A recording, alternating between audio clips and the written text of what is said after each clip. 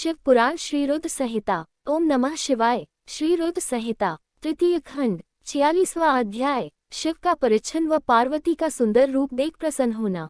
ब्रह्मा जी बोले, नारद, भगवान शिव सबको आनंदित करते हुए प्रसन्नतापूर्वक अपने गणों, देवताओं, सिद्ध मुनियों तथा अन्य लोगों के साथ गिरिराज हिमालय के धाम में गए। हिमालय की पत्नी मैना भी अंदर से शिवजी की आरती उतारने के लिए सुंदर दीपकों से सजी हुई थाली लेकर बाहर आई। उस समय उनके साथ ऋषि पत्नियां तथा अन्य स्त्रियां भी मौजूद थीं। भगवान शिव का मनोहर रूप चारों ओर अपनी कांति बिखेर रहा था। उनकी शोभा करोड़ों कामदेवों की समान थी। उनके प्रसन्न मुखारबिंद पर 3 नेत्र थे। अंगकांति चंपा के समान थी। शरीर पर सुंदर वस्त्र और आभूषण उनके व्यक्तित्व में 4 चांद लगा रहे थे। उनके मस्तक पर सुंदर चंद्रमुकुट लगा था। गले में हार तथा हाथों में कड़े तथा बाजूबंद उनकी शोभा बढ़ा रहे थे। चंदन, कस्तूरी, कुमकुम और अक्षत से उनका शरीर विभूषित था। उनका रूप दिव्य और अलौकिक था, जो अनायास ही सबको अपनी ओर आकर्षित कर रहा था। उनका मुख अनेकों चंद्रमाओं की चांदनी के समान उज्ज्वल और शीतल था। ऐसे परम सुंदर और मनोहर रूप वाले दामाद को पाकर हिमालय पत्नी मैना की सभी चिंताएं दूर हो गईं। वे आनंदमग्न होकर अपने भाग्य की सराहना करने लगी। शिवजी को दामाद बनाकर स्वयं को कृतार्थ मानने लगी और अपनी पुत्री पार्वती, अपने पति हिमालय तथा अपने कुल को धन्य मानने लगी। उस समय प्रसन्नतापूर्वक वे शिवजी की आरती उतारने लगी। आरती उतारते हुए देवी मैना सोच रही थी कि जैसा पार्वती ने महादेव जी के बारे में बताया था, ये उससे भी अधिक सुंदर हैं। इनका रूप लावण्य तो चित्त को प्रसन्नता देने वाला तथा समस्त पापों और दुखों का नाश करने वाला है। विधिपूर्वक आरती पूरी करने के पश्चात मैना अंदर चली गई। उस समय उस विवाह में पधारी युवतियों ने वर के रूप में पधारे परमेश्वर शिव के सुंदर, कल्याणकारी और मनोहारी रूप की बहुत प्रशंसा की। वे आपस में हंसी ठिठोली कर रही थीं। साथ ही साथ अपनी सखी पार्वती के भाग्य की भी सराहना कर रही थी कि उसे शिवजी जैसे वर की प्राप्ति हुई है। वे मैना से कहने लगी कि हमने तो इतना सुंदर वर किसी के विवाह में भी नहीं देखा है। पार्वती धन्य है जो उसे ऐसा पति प्राप्त हो रहा है। भगवान शिव के सुंदर मनोहारी रूप के दर्शन करके सब देवताओं सहित ऋषि मुनि बहुत प्रसन्न हुए। गंधर्व भगवान शिव के यश का गान करने लगे तथा अप्सराएं प्रसन्न होकर नृत्य करने लगी। उस समय गिरिराज हिमालय के यहाँ आनंद ही आनंद था। हिमालय ने आदरपूर्वक मंगलाचार किया और मैना सहित वहां उपस्थित सभी नारियों ने वर का परिच्छन किया तथा घर के भीतर चली गईं। तत्पश्चात महादेव जी व उनके साथ बारात में पधारे हुए सभी महानुभाव जनवासे में चले गए। तत्पश्चात साक्षात दुर्गा का अवतार देवी पार्वती कुलदेवी की पूजा करने के लिए अपने कुल की स्त्रियों सहित अपने अंतःपुर से बाहर आईं। वहां जिसकी दृष्टि भी पार्वती पर पड़ी, वह उन्हें देखता ही रह गया। पार्वती की अंकांति नील अंजन के समान थी। उनके लंबे, घने और काले केश सुंदर चोटी में गूंथे हुए थे। मस्तक पर कस्तूरी की बेदी के साथ सिंदूरी बिंदी उनके रूप लावण्य को बढ़ा रही थी। उनके गले में अनेक सुंदर रत्नों से जड़े हार शोभा पा रहे थे। सुंदर रत्नों से बने केयूर, वलय और कनकन उनकी भुजाओं को विभूषित कर रहे थे। रत्नों से जड़े कानों के कुंडल दमकती शोभा से उनके गालों पर अनुपम छवि बना रहे थे। उनके मोती के समान सुंदर एवं सफेद दांत अनार के दानों की भांति चमक रहे थे।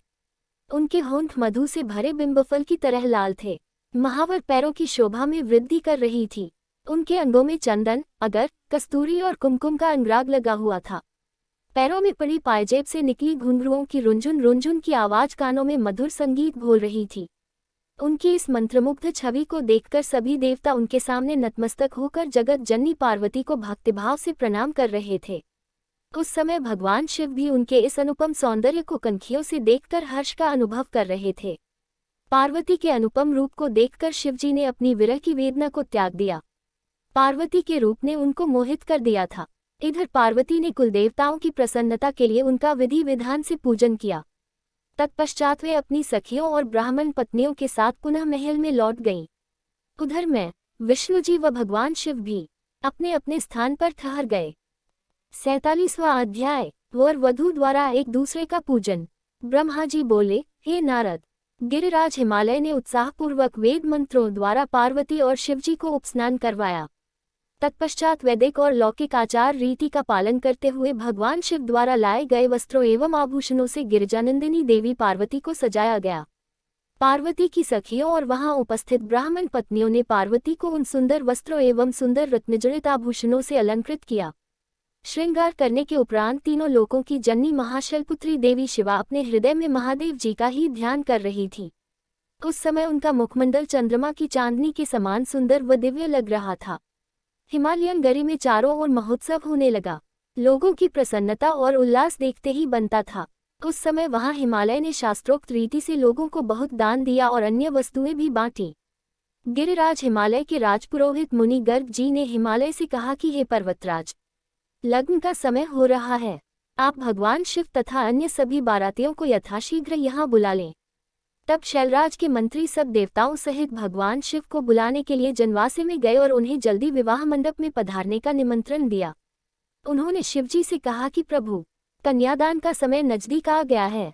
वर और कन्या को पंडित जी बुला रहे हैं। तब भगवान सुंदर वस्त्र आभूषणों से सुसज्जित होकर अपने वाहन नंदी पर बैठकर सब देवताओं और ऋषि मुनियों के साथ मंडप की ओर चल दिए। साथ में उनके गण भी अपने स्वामी भगवान शिव की जय जयकार करते हुए नाचते गाते चलने लगे। शिवजी के मस्तक पर छत्र था और चारों ओर चंवर डुलाया जा रहा था। महान उत्सव हो रहा था। शंख, भेरी, पट, आनक, गोमुख बाजे बज रहे थे। अप्सराएं नृत्य कर रही थीं।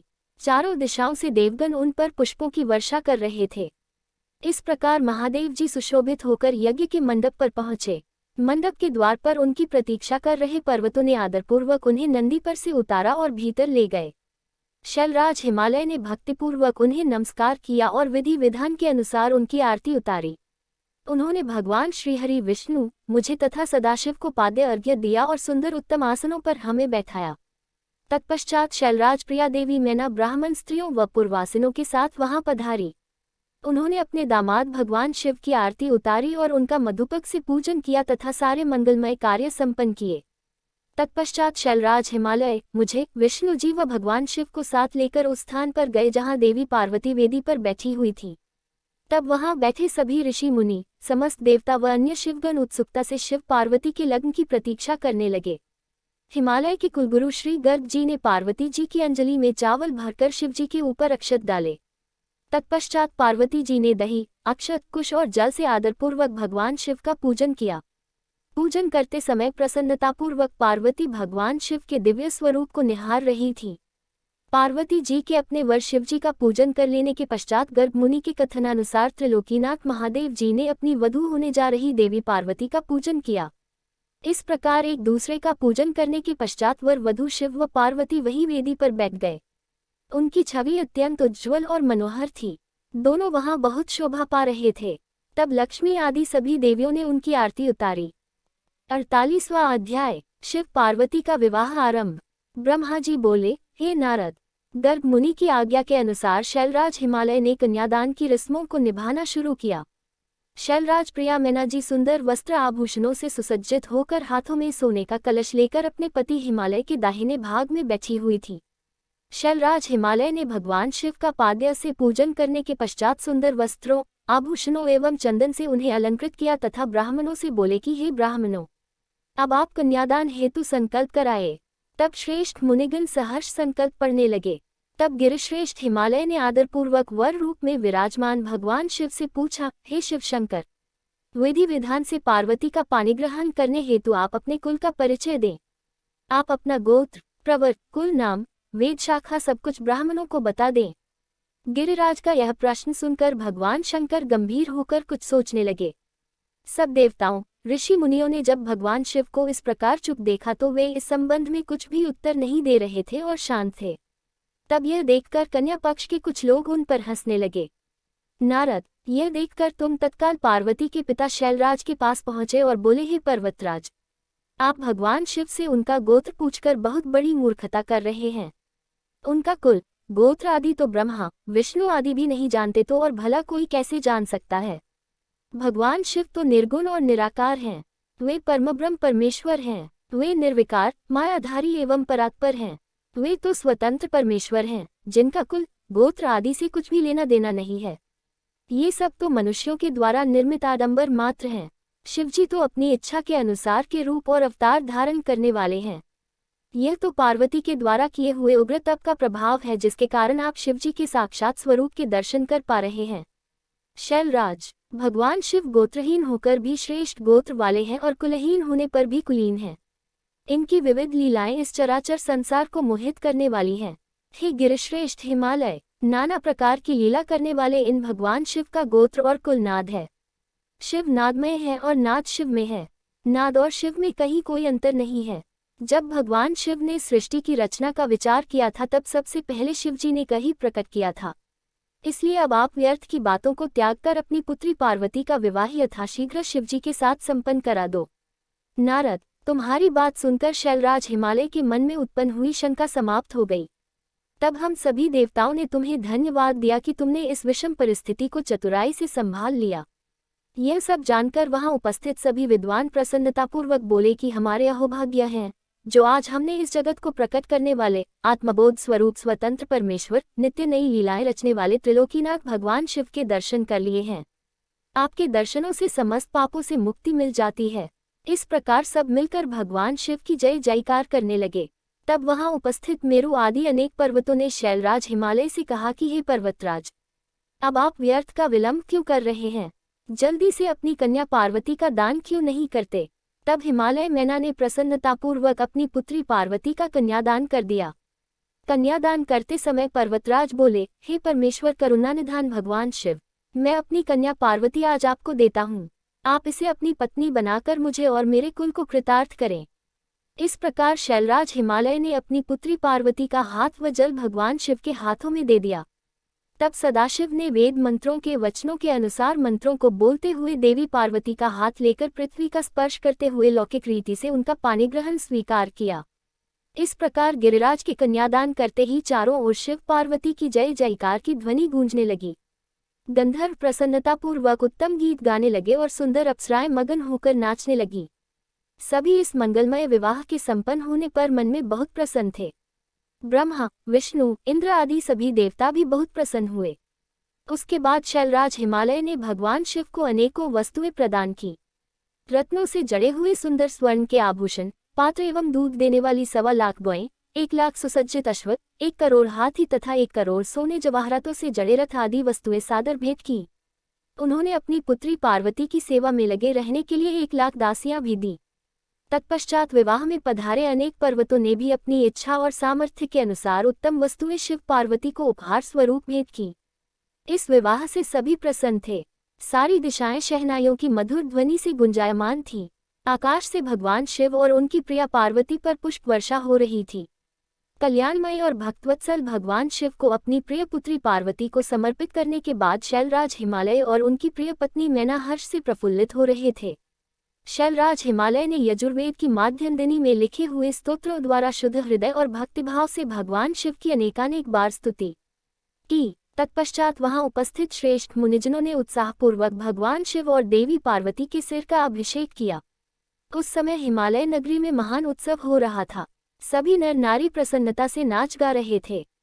49वां अध्याय, ब्रह्माजी का मोहित होना। ब्रह्माजी बोले, हे नारद, उसके उपरांत मेरी आज्ञा पाकर महादेव जी ने अग्नि की स्थापना कराई तथा अपनी प्राणवल्लभा पत्नी पार्वती को अपने आगे बैठाकर चारों वेद ऋग्वेद, यजुर्वेद, अथर्ववेद तथा सामवेद के मंत्रों द्वारा हवन कराकर उसमें आहुतियां दी।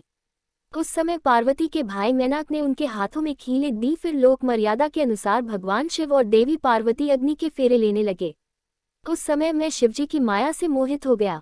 मेरी दृष्टि जैसे ही परम सुंदर दिव्यांगना देवी पार्वती के शुभ चरणों पर पड़ी, मैं काम से पीड़ित हो गया। मुझे मन में बड़ी लज्जा का अनुभव हुआ। किसी की दृष्टि मेरे इन भावों पर पड़ जाए, इस हेतु मैंने अपने मन के भावों को दबा लिया, परंतु भगवान शिव तो सर्वव्यापी और सर्वेश्वर हैं। भला उनसे कुछ कैसे छिप सकता है। उनकी दृष्टि मुझ पर पड़ गई और उन्हें मेरे मन में उत्पन्न हुए बुरे विचार की जानकारी हो गई। भगवान शिव के क्रोध की कोई सीमा न रही। कुपित होकर शिवजी मुझे मारने हेतु आगे बढ़ने लगे। उन्हें क्रोधित देखकर मैं भय से कांपने लगा तथा वहां उपस्थित अन्य देवता भी डर गए। भगवान शिव के क्रोध की शांति के लिए सभी देवता एक स्वर में शिवजी से बोले, हे सदाशिव, आप दयालु और करुणानिधान हैं। आप तो सदा ही अपने भक्तों पर प्रसन्न होकर उन्हें उनकी इच्छित वस्तु प्रदान करते हैं। भगवान, आप तो सच्चित और आनंद स्वरूप हैं। प्रसन्न होकर मुक्ति पाने की इच्छा से मुनिजन आपके चरण कमलों का आश्रय ग्रहण करते हैं। हे परमेश्वर, भला आपके तत्व को कौन जान सकता है। भगवान, अपनी गलती के लिए ब्रह्माजी क्षमा प्रार्थी हैं। आप तो भक्तों के सदा वश में हैं। हम सब भक्तजन आपसे प्रार्थना करते हैं कि आप ब्रह्मा जी की इस भूल को क्षमा कर दें और उन्हें निर्भय कर दें। इस प्रकार देवताओं द्वारा की गई स्तुति और क्षमा प्रार्थना के फलस्वरूप भगवान शिव ने ब्रह्मा जी को निर्भय कर दिया। नारद, तब मैंने अपने उन भावों को सख्ती के साथ मन में ही दबा दिया। फिर भी उन भावों के जन्म से हजारों बालखिल्य ऋषियों की उत्पत्ति हो गई, जो बड़े तेजस्वी थे। यह जानकर कि कहीं उन ऋषियों को देख शिवजी क्रोधित न हो जाएं, तुमने उन्हें गंधमादन पर्वत पर जाने का आदेश दे दिया। बालखिल्य ऋषियों को तुमने सूर्य भगवान की आराधना और तपस्या करने का आदेश प्रदान किया। तब वे बालखिल्य ऋषि तुरंत मुझे और भगवान शिव को प्रणाम करके गंधमादन पर्वत पर चले गए। 50वां अध्याय, विवाह संपन्न और शिवजी से विनोद। ब्रह्मा जी बोले, हे नारद, उसके बाद मैंने भगवान शिव की आज्ञा पाकर शिव पार्वती विवाह के शेष कार्यों को पूरा कराया। सर्वप्रथम शिवजी व पार्वती जी के मस्तक का अभिषेक हुआ। तत्पश्चात वहां उपस्थित ब्राह्मणों ने दोनों को ध्रुव का दर्शन कराया और उसके बाद हृदय छूना और स्वस्ति पाठ आदि कार्यों को पूरा कराया। यह सब कार्य पूरे होने के बाद भगवान शिव ने देवी पार्वती की मांग में सौभाग्य और सुहाग की निशानी माने जाने वाला सिंदूर भरा। मांग में सिंदूर भरते ही देवी पार्वती का रूप लाखों कमलदलों के समान खिल उठा। उनकी शोभा देखते ही बनती थी। सिंदूर से उनके सौंदर्य में अभिवृद्धि हो गई थी। इसके पश्चात शिव पार्वती को एक साथ एक सुयोग्य आसन पर बिठाया गया और वहां उन्होंने अन्नप्राशन किया। इस प्रकार इस उत्तम विवाह के सभी कार्य विधि विधान से संपन्न हो गए। तब भगवान शिव ने प्रसन्न होकर इस विवाह को सानंद संपन्न कराने हेतु मुझ ब्रह्मा को आचार्य मानकर पूर्ण पात्र दान किया। फिर गर्ग मुनि को गोदान किया तथा वैवाहिक कार्य पूरा करने में सहयोग करने वाले सब ऋषि मुनियों को 100 स्वर्ण मुद्राएं और अनेक बहुमूल्य रत्न दान में दिए। तब सब और आनंद का वातावरण था। सभी बहुत प्रसन्न थे और शिव पार्वती की जय जयकार कर रहे थे। तब मैं श्रीहरि और अन्य ऋषि मुनि सभी देवताओं सहित शैलराज की आज्ञा लेकर जनवासे में वापस आ गए। हिमालय नगर की स्त्रियां, पुरनारियां और पार्वती की सखियां भगवान शिव और पार्वती को लेकर कोबर में गईं और वहां उनसे लोकोचार रीतियां कराने के उपरांत उन्हें कौतुकागार में ले जाकर अन्य रीति रिवाजों और रस्मों को सानंद संपन्न कराया। उसके पश्चात उन दोनों को उत्साहपूर्वक केलिगृह में ले जाया गया। केलिगृह में भगवान शिव और पार्वती के गंठबंधन को खोला गया। उस समय शिव पार्वती की शोभा देखने योग्य थी। उस समय उनकी अनुपम मनोहारी छवि देखने के लिए सरस्वती, लक्ष्मी, सावित्री, गंगा, अदिति, शची, लोपामुद्रा, अरुंधति, अहिल्या, तुलसी, स्वाहा, रोहिणी, पृथ्वी, संज्ञा, शत्रुपा तथा रति नाम की 16 दिव्य देवांगनाएं, देवकन्याएं, नागकन्याएं और मुनिकन्याएं वहां पधारी और भगवान शिव से हास्य विनोद करने लगी। सरस्वती बोली, भगवान शिव, अब तो आपने चंद्रमुखी पार्वती को पत्नी रूप में प्राप्त कर लिया है। अब इनके चंद्रमुख को देख देखकर अपने हृदय को शीतल करो। लक्ष्मी जी बोली, हे देवों के देव, अब लज्जा किस लिए? अपनी प्राणवल्लभा पत्नी को अपने हृदय से लगाओ, जिसके बिछड़ने के कारण आप दुखी होकर इधर उधर भटकते रहे। उस प्राणप्रिया के मिल जाने पर कैसी लज्जा।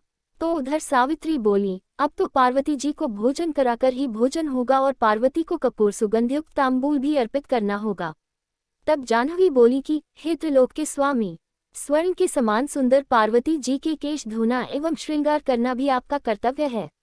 इस पर शची कहने लगी कि हे सदाशिव, जिन पार्वती को पाने के लिए आप सदा आतुर थे तथा जिनके वियोग के दिन आपने विलाप कर कर बिताए हैं, आज वही पार्वती जब आपकी पत्नी बनकर आपके साथ विराजमान है, तो फिर काहे का संकोच? क्यों आप पार्वती को अपने हृदय से नहीं लगा रहे हैं? देवी अरुंधति बोली, इस सती सुंदरी को मैंने आपको दिया है, अब आप इसे अपने पास रखें और उसके सुख दुख का ख्याल करें। देवी अहिल्या बोली, भगवान, आप तो सबके ईश्वर हो, इस पूरे संसार के स्वामी हो। आपके परमब्रह्म स्वरूप को कोई नकार नहीं सकता। आप निर्गुण निराकार हैं, परंतु आज सब देवताओं ने मिलकर आपको भी दास बना दिया है।